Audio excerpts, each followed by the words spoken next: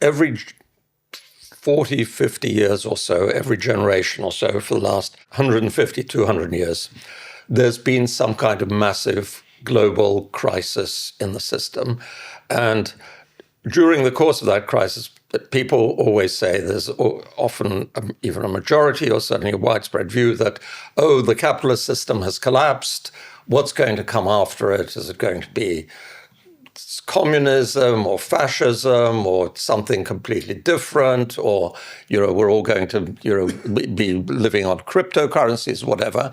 And in each of these crises, it turns out that the capitalist system, broadly defined, actually survives. Now, what do I mean by the capitalist system?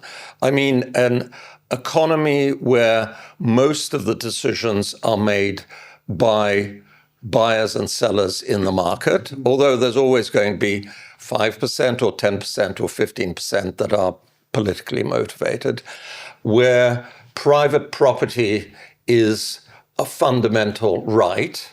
And thirdly, people interact with each other in the economic sphere on the basis of contracts of voluntary agreements rather than on the basis of slavery or conscription or purely hereditary rights. Now, if we would define capitalism very broadly like that, it goes through crises, and we had one most recently. The reason we're talking about this was in 2008, there seemed to be a crisis. The banks were basically all bust. They wouldn't have survived, and therefore we would all have lost our savings if it had not been for the intervention of governments. So, there are all kinds of other senses in which the system collapsed, but actually it reemerged, and with alterations, with evolutions, as I said, it has survived. Now, actually, over the last 15 years, and perhaps we'll come back to it, it hasn't survived as successfully and hasn't evolved as successfully as, frankly, I expected when I wrote this book 13 or 14 years ago. But what struck me as I wrote it was that 2008 was only the most recent of these crises that completely transformed the system. For those, I'm just about old enough to remember the 1970s, 1980s. That was a crisis on a scale way beyond anything that we've experienced in 2008. Unemployment of 3 million people, inflation running at 20%, a sense that the world was really falling apart. And indeed, it did fall apart. And the system that had prevailed until then, 50s, 60s, and 70s, really did collapse and was replaced by something else, Thatcherism, Reaganomics, which was capitalism in another guise. If we go back another 50 years or so to the Great Depression, the First and Second World Wars, again, there was a complete collapse in the global relationships and in market relationships. And a new system evolved out of that, the so-called mixed economy with, Keynesian economics and so on and so forth. So what I did in my book is I went back through the history of capitalism right to the late 18th century. 1776 was the date that I gave as the starting point. Why? Because two things happened in that year.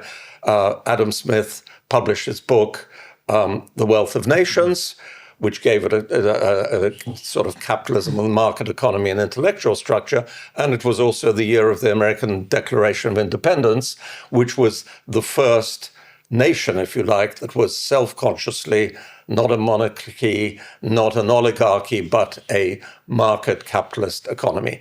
So I went back through that, and the reason I called my book Capitalism 4.0 is I said there were like three previous phases, three big transitions.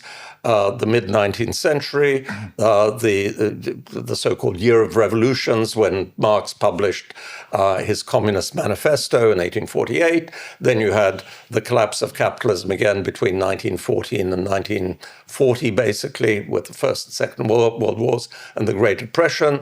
Then you had the third great crisis, which was the great inflation from the late 60s till the early 80s. And now we were having the fourth great crisis.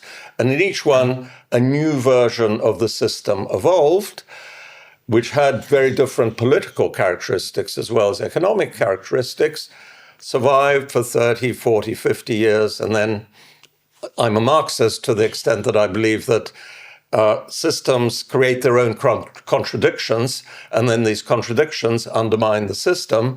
But where Marx was wrong was in believing that a completely new system would come along. What happened, you have contradictions merging, and then it evolves into a new quasi-stable system, which remains stable for 30, 40, 50 years, and then you get new contradictions. And that's what I think we're in now, this fourth phase of trying to edge towards some kind of new relationship between markets and governments, between politics and economics, which will be different from the way it was from 1980 until 2000, and under Thatcherism and all that until 2008, but we don't quite know what it is. You said in the book that one chapter of capitalism was defined by the idea that government is always right. Mm-hmm. The next, which was like Thatcherism, was defined by the fact that the markets are always right. Mm-hmm. And a characteristic of when you wrote the book was an acceptance that both can be wrong and both can be very damaging. How do you think modern economies have dealt with that realization, especially like the UK and then maybe recently the Americans? Yeah. So the other aspect of the market is always right, which was the view of Margaret Thatcher and President Reagan, was the market is always right and the government is always wrong. And Reagan famously said, the most dangerous words in the English language are, "I'm from the government and I'm here to help you." Right? In his view and in the Thatcherite view, it's almost by definition wrong. Similarly, in the previous period, understandably, after the experience of the 1930s and the Second World War, there was a view that the man from Whitehall knows best. That's how it was described in Britain. The government's right, and the market is almost always wrong. Now, I think what we learned in 2008 was that the market makes very, very big mistakes, and the government really screws things up as well. And that sounds like a very pessimistic view. In a sense it is, but there's also a sort of glass half full way of looking at it, which is that if the market makes mistakes and the government makes mistakes, that means there is the capacity to improve. There's always the capacity to improve the functioning of markets and the capacity to improve the functioning of governments.